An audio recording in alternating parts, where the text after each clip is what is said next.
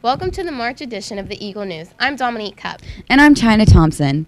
Since our last show, a lot has happened around the community and our campus. From the elementary school on up to the high school, we have great pieces of news to talk about. Let's get started.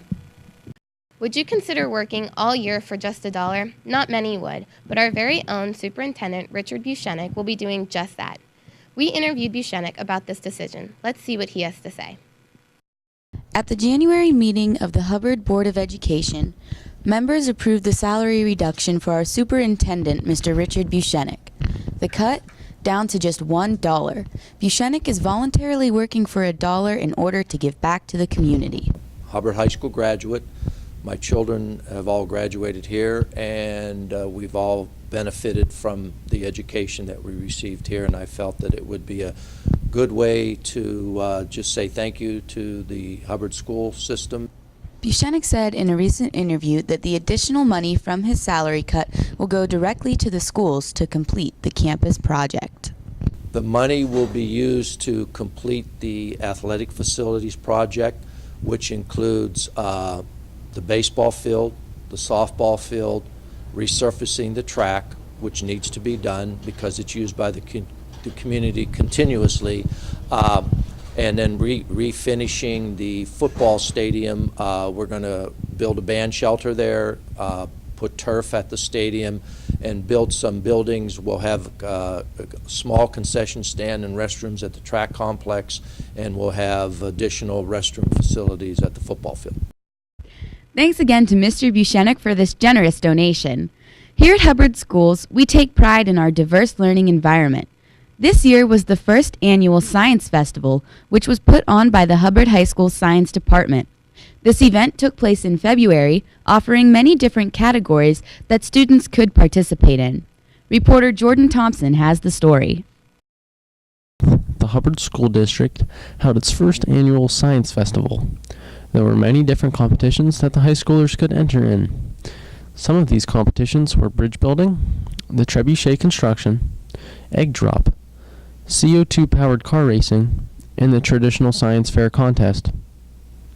These competitions took place almost all day, and several students enrolled in the activities. The winners and runners-up of the contest took home gift cards from the Shenango Valley Cinema. When Amanda Lapahosky was asked about the Science Festival, she said, I was thinking it wasn't going to be as big, but they use the pool and all the gyms, and it's pretty cool. They have a lot more stuff than I thought too, so that's good. However, there was more than just competition going on. Vendors and businesses from outside the school brought and set up displays. One of the displays consisted of some very interesting birds.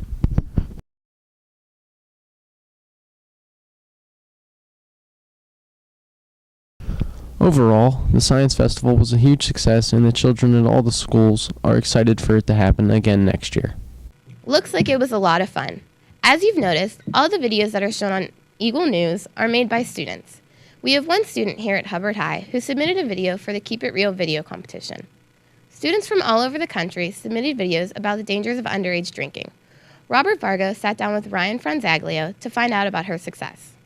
I did this video to help inform teens about how underage drinking can ruin your life.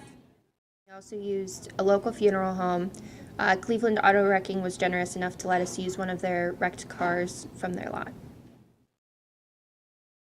This contest was a nationally based event. Kids from all around the nation came to show off their videos with the Keep It Real contest. I went to the Kentucky Theater in Lexington, Kentucky. It was a beautiful theater. I won the People's Choice Award. And the way you win this award is by going online and voting. I won with over 7,000 votes. Here is the winning video. For your dreams. My dream is to be in the military.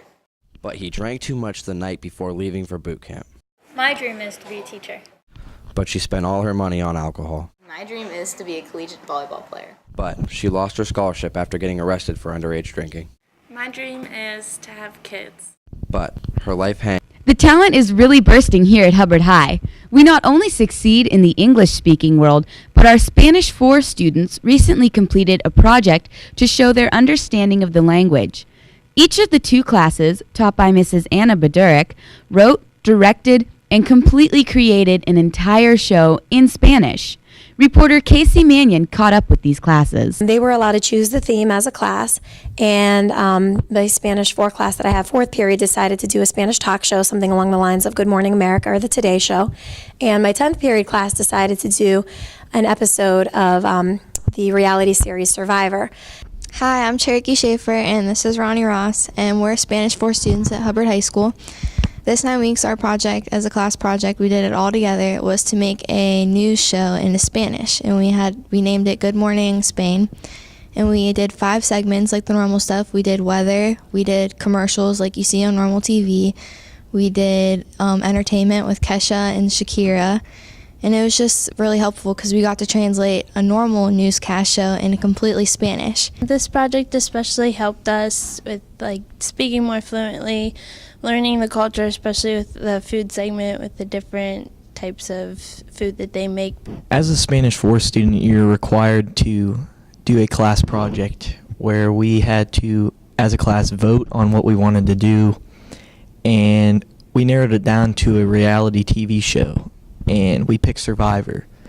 So all the students had to pick jobs that we had to do, for instance, contestants and people who were going to film and edit and everything that comes with making a video.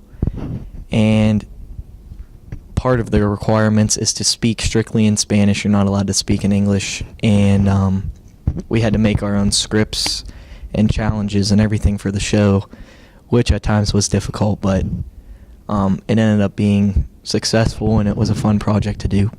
Muy bien, but that's enough about high school.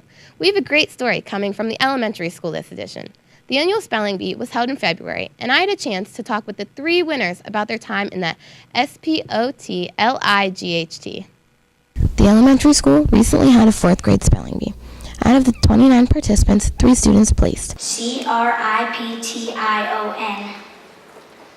That is correct. Stay right there. Impossible. IMPOSSIBLE. Impossible. We have our winner. We had a chance to talk with these students and see what it felt like to place. My name is Christopher Butcher, and I got 3rd place in the spelling bee. I was very happy. I'm Badali Pizanis, and I got 2nd place. I was very excited. Hi, my name is Christopher Daniels, and I got 1st place in the spelling bee. I felt kind of scared, but happy. Later, we asked the students how it felt to be on stage. I was nervous. I've never been on a stage before. At first I was worried, and then I got calm. I was normally in a bunch of plays, and I normally had speaking parts, so I wasn't really that scared. But I was kind of scared because I had to spell things, and if I got them wrong, I had to go off stage. But at the beginning, I said, I'm going to get that big trophy. Congrats to the winners. Great job. That concludes this episode of the Eagle News. We hope you enjoyed seeing what we've been up to here on campus. If you have any questions, comments, or story suggestions, contact our video production teacher, Megan Shellhorn, by emailing her at shellhornm@hubbard.k12.oh.us, or give her a call at 330-534-1921, extension 2107. We hope you all have a great spring. Bye. See you next time.